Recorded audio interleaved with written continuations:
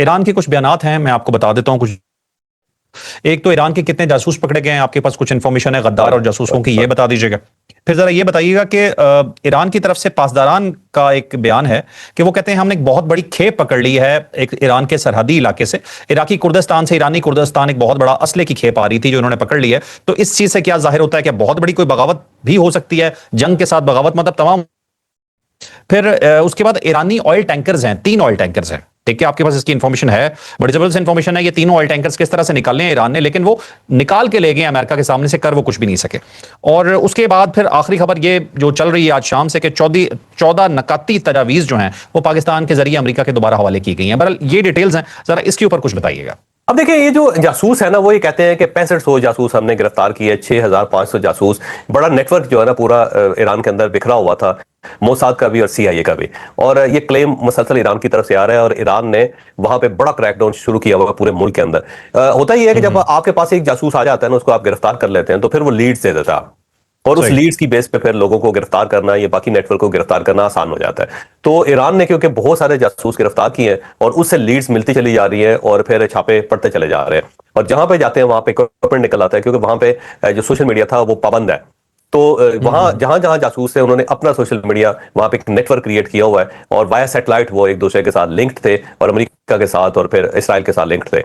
तो उन लोगों को गिरफ्तार किया जा रहा है, और उनकी अपनी ड्रोन फैक्ट्रियां थी। ये आप देखें कि उन्होंने अपने ड्रोन्स बनाए हुए हैं, और वो शायद जैसे ड्रोन है जैसे ईरान के पास है, और उनको ट्रेस करना बड़ा मुश्किल हो जाता है। दूसरा ये है कि ड्रोन्स को ग्राउंड करने का भी उनके पास ऑप्शन था कि अगर अमेरिका अटैक कर रहा है और ईरान के ड्रोन्स फिजा के अंदर है तो उनको ग्राउंड कैसे किया जा सकता है। तो ये तक उन्होंने वहां पे क्रिएट किया हुआ था। तो 6500 लोग जो है गिरफ्तार हुए हैं, और इसके अंदर मैक्सिमम लोग ईरानी है। उनको कल्टीवेट किया हुआ है और फिर उनको शामिल करके और नेटवर्क के अंदर घुस के उन्होंने अपने जासूस छोड़े हुए थे।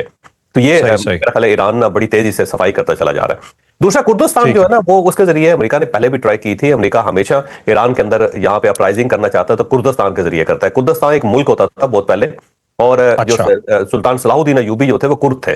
तो उसके बाद ये लोग बड़े वारियर हैं, बहुत खौफनाक हद तक वारियर हैं। जिस तरह बर्बर है ना, और ये बर्बर जो है वो शुमाली अफ्रीका के अंदर है, जिसके अंदर आप देख लो ट्यूनिसिया है, जिसके अंदर अलजायर है, जिसके अंदर मोरक्को है। तो बर्बर जो थे ना, तारिक बिन ज़ियाद बर्बर था। तो बर्बर जो है वो बड़े खौफनाक है, वो बड़े जबरदस्त वारियर है। और इसी तरह कुर्द जो है बड़े खौफनाक वारियर होते हैं, ये लंबे लंबे कद होते हैं, और इनकी औरतें भी जंगजू होती हैं, वो भी बहुत लड़ने वाली होती है। तो उसको फिर ये 4 हिस्सों में तकसीम करके 4 मुल्कों में कुर्दिस्तान को बांट दिया गया था, ताकि इनकी स्ट्रेंथ खत्म हो जाए, क्योंकि ये अमन से किसी को रहने नहीं देते थे। तो इसका एक हिस्सा तुर्की के पास है, एक हिस्सा इराक के पास है, एक हिस्सा ईरान के पास है, और एक हिस्सा शाम के पास भी है। तो अब ये सारे जो है ना आजादी की एक मुहिम चला रहे हैं चारों मुल्कों के अंदर, इनके लीडर्स हैं, और ये चारों मुल्कों के अंदर अपराइजिंग करते रहते हैं ताकि नया दोबारा कुर्दिस्तान बनाया जा सके।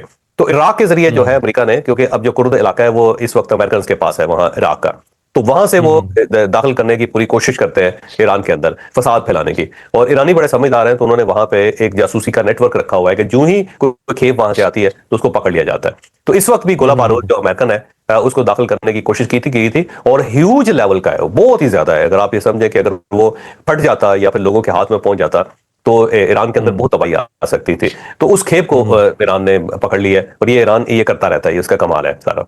और जो जहाज, बहरी जहाज है, 3 बहरी जहाज है, वो गुजार लिए है ईरान ने। एक तो जहाज उसने इस तरह गुजारा कि उसके सिग्नल ऑफ कर दिए थे, तो जब सिग्नल ऑफ हो गए उसको ट्रेस ही नहीं किया जा सका और वो निकल गया।